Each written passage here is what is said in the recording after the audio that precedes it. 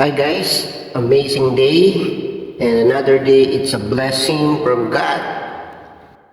Ako nga pala si Eric, OFW dito sa Taiwan, isang magbabakal.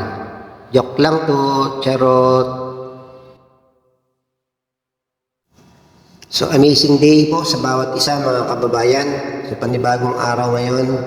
At sobrang labig nga pala, 4th day. So ganito ang daily life natin. So every morning ay magluluto tayo ng ating pagkain. So dito kasi hindi katulad ng iba na pagdating mo sa factory or sa company ay may mga pagkain na pwedeng kainin at isa-swipe lang ng mga IDs at babayaran every sahod. Dito iba. So kailangan nating magluto everyday para meron tayong kainin.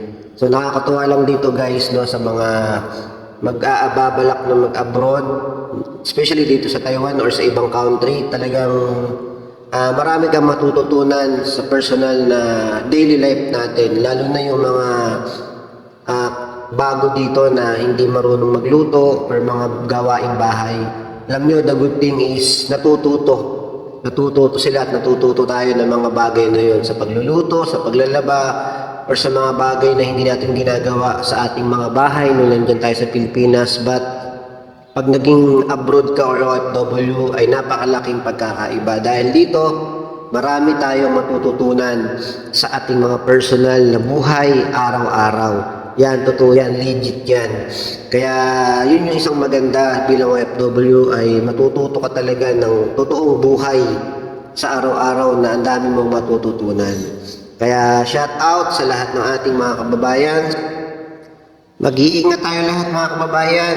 Magandang araw, amazing day, and always remember that you are great, that you are amazing today, and may the Lord be with you sa buong maghapon at patuloy na maranasan natin ang pagpapala at pag-iingat ng ating Panginoon.